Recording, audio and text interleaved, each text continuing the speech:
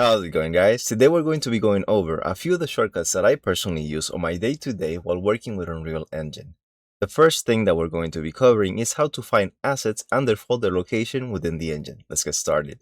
Let's find these assets folder location. We're going to select it in the editor, and then we're going to press Ctrl B as in boy in your keyboard, and that will take us to the assets folder location.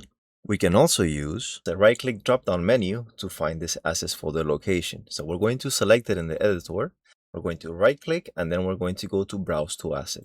That will take us to the assets folder location. Now that we know how to find the assets folder location, what we're going to do right now is that we're going to be looking at the reference viewer.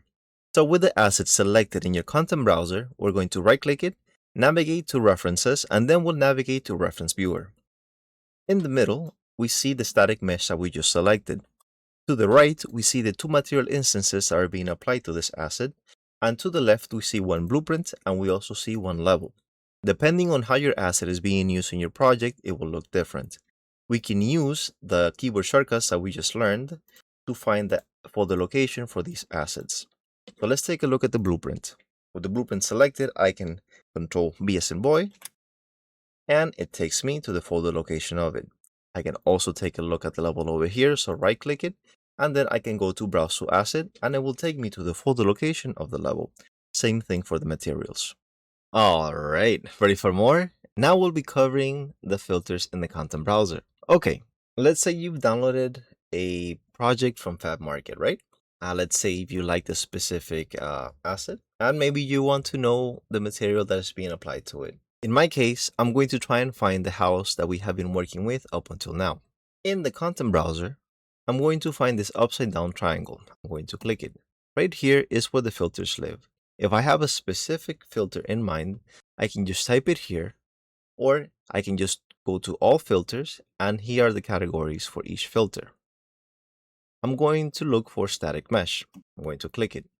You need to keep this in mind. These filters are based on the folder that you have selected. So for example, there are no static meshes in the audio folder. So if I select it, nothing will come out. Since I'm trying to find this asset and I don't necessarily know what folder it is in, I'm going to go to Content. And right now I have all of the static meshes in the project. So I will scroll down until I find the house right here. Now I can use the keyboard shortcut that we just went over, Ctrl B as in boy. That will take me to the assets folder location. Let's use the reference viewer to find the material that is being applied to this asset.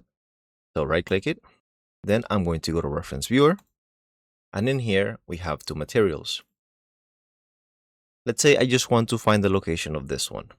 I can also use the keyboard shortcut that we just went over, or I can just right click it and then browse to asset.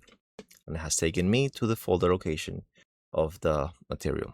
If we open the material instance by double clicking it, what we'll find are the textures that are connected to this material. To find the location of the textures, we just have to click right here on this little folder icon, and it will take us there. The one highlighted is the one that we've selected. Alright, and now you should know how to find the assets folder location using the keyboard shortcuts, using the right-click drop-down menu, using the reference viewer, as well as using the filters in the content browser.